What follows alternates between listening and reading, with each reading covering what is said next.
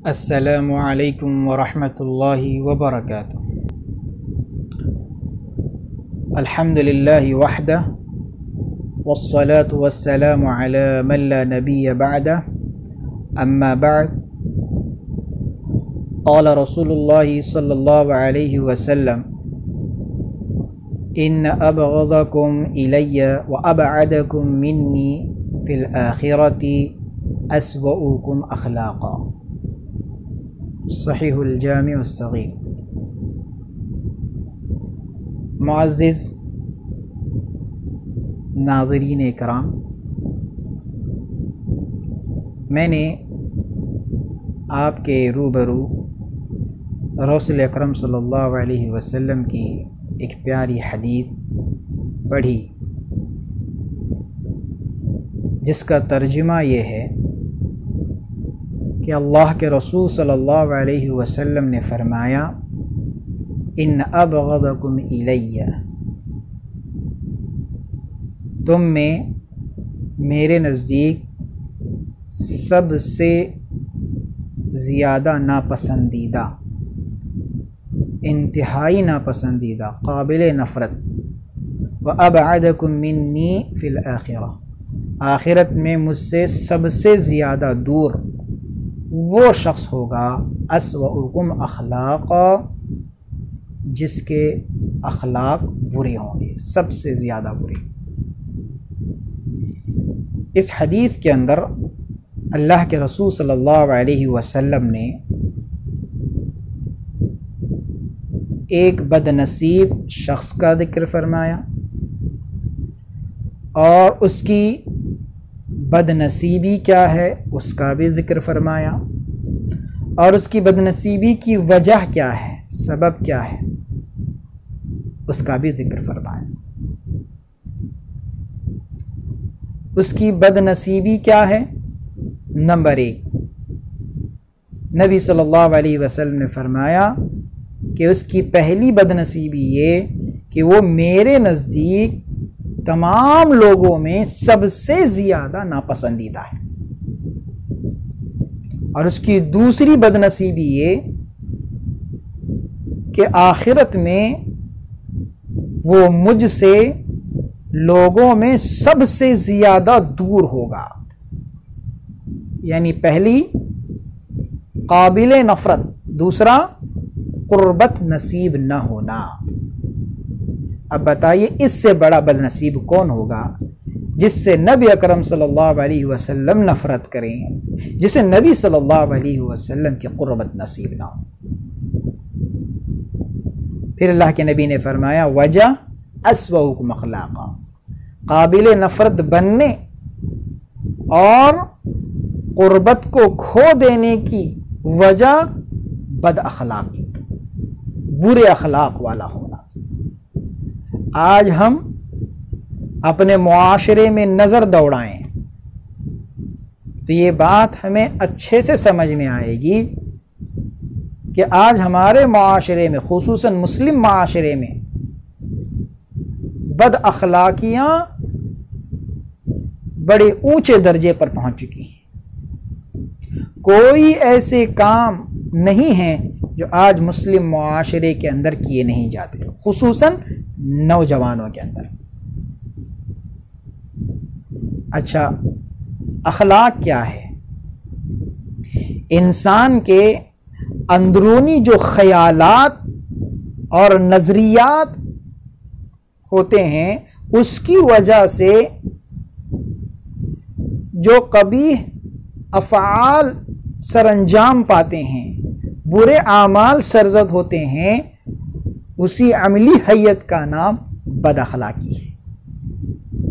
اور اس کے بہت سارے مظاہر ہیں، بہت ساری علامتیں ہیں، جیسے جھوٹ بولنا، چغل خوری کرنا، جاسوسی کرنا، تکبر کرنا، احسان جتلانا، اور اس کے علاوہ صبر نہ کرنا، حرام چیزوں کا ارتکاب کرنا،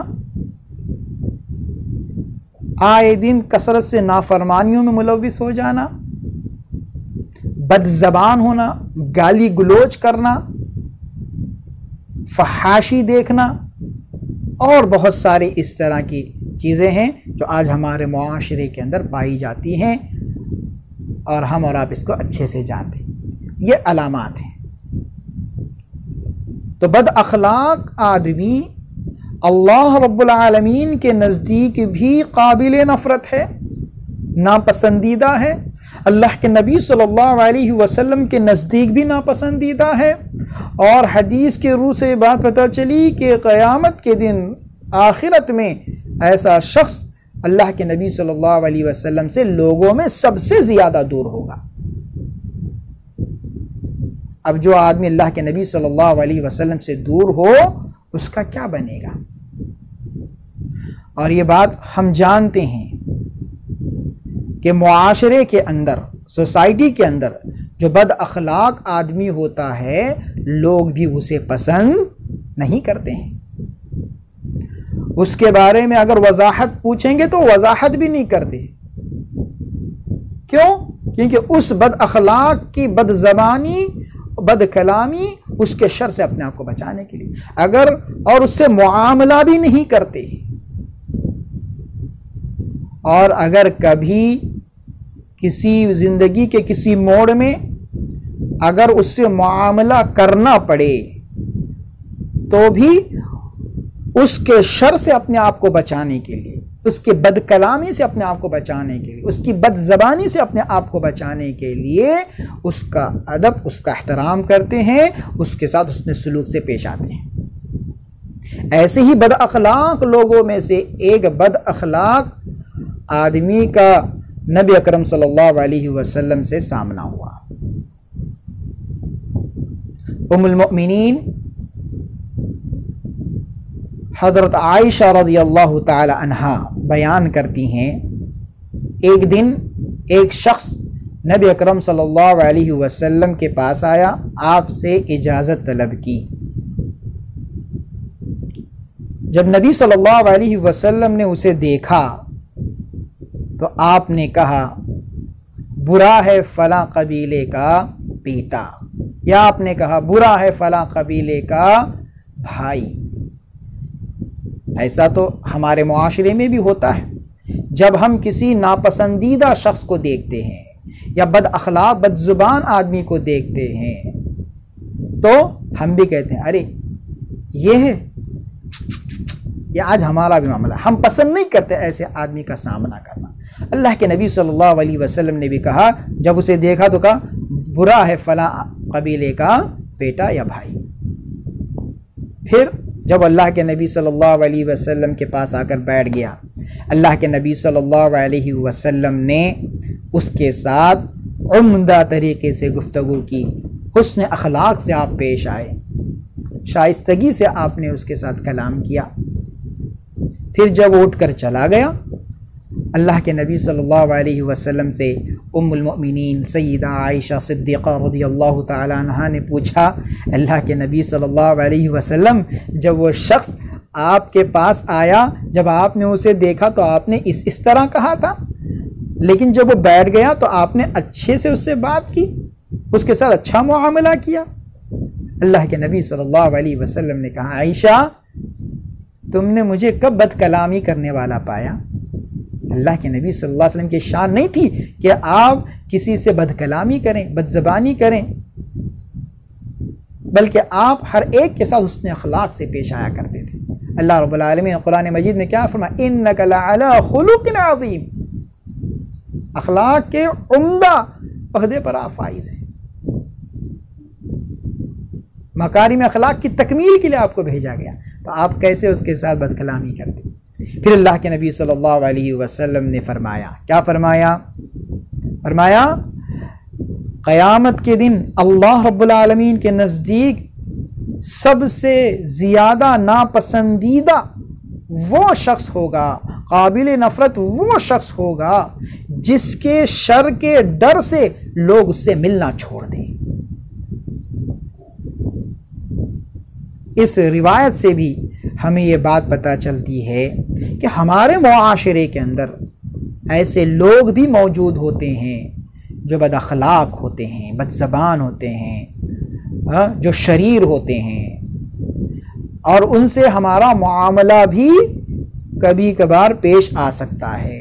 اللہ کے نبی صلی اللہ علیہ وسلم نے اپنے عمل سے ہمیں یہ پیغام دے دیا کہ ہمارے آپ کے معاشرے میں اگر کوئی ایسے لوگ موجود ہیں، اگر ان سے تمہارا معاملہ ہو، حسن اخلاق سے پیش آئیں، ان کی بد کلامی کا بد کلامی سے جواب نہ دیں، بلکہ اچھائی سے پیش آئیں تاکہ اس کے شر سے، اس کی بد کلامی سے، اس کی شرارتوں سے آپ محفوظ رہ سکیں۔ اسی لیے کئی صحابہ رضی اللہ اجمعین جب ایسے لوگوں سے ان کی ملاقات ہوتی یا ان سے روبرو ہوتے تو مسکراتے، ہنستے تھے، لیکن ان کے دل ان کو پسند نہیں کرتے تھے۔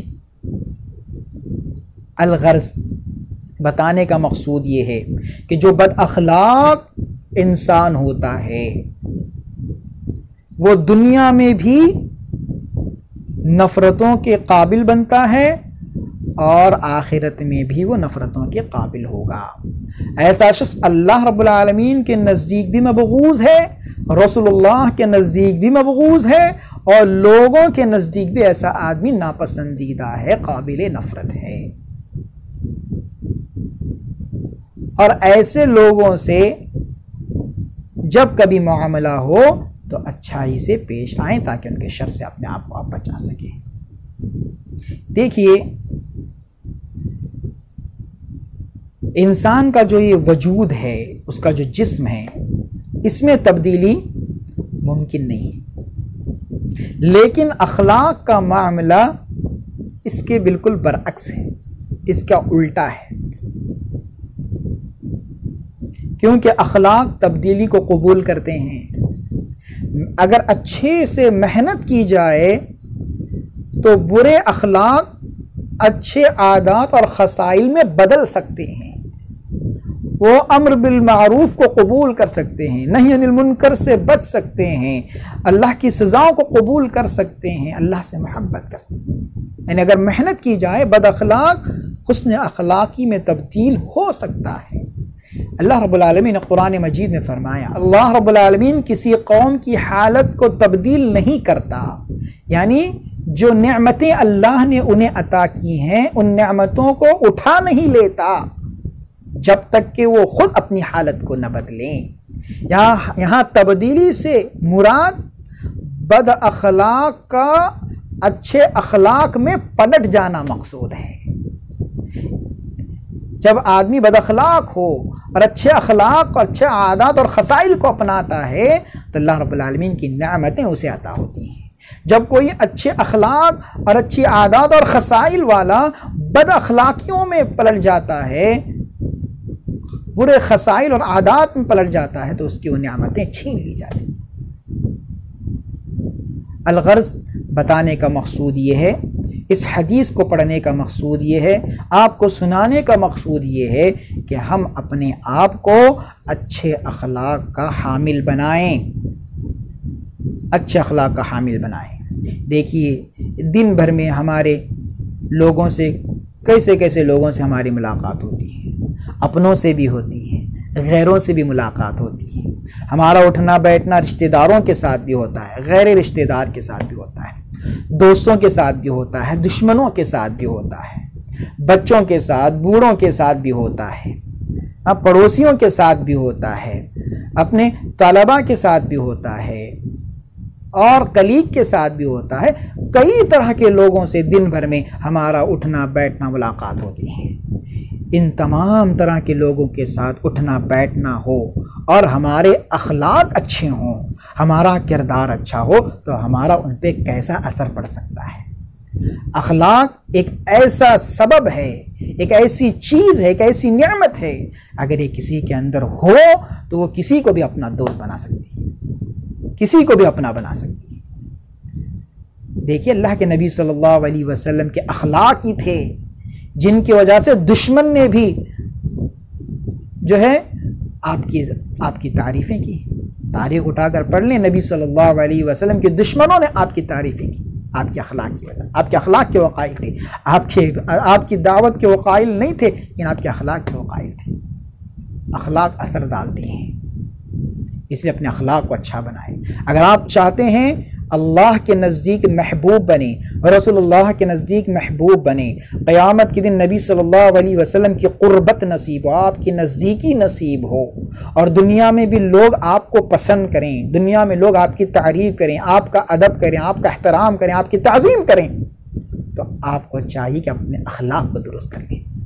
جب آپ کے اخلاق درست ہو جائیں گے، لوگ آپ سے محبتیں کریں گے، لوگ آپ کی تعریفیں کریں گے۔ ایک زمانہ تھا کہ جب مسلمانوں کا کردار اچھا تھا، مسلمانوں کے اخلاق اچھے تھے، تو لوگ مسلمانوں کو دیکھ کر جو ہے مسلمان ہوا کرتے تھے، ان کے اخلاق و کردار کے قائل ہوا کرتے تھے، ان کی مدد کیا کرتے تھے، اگر کسی مصیبت میں پھنسا دیکھتے تو ان کی طرفداری کیا کرتے تھے۔ یہ ایسا نہیں کر سکتا، لیکن آج معاملہ بالکل الٹا ہے۔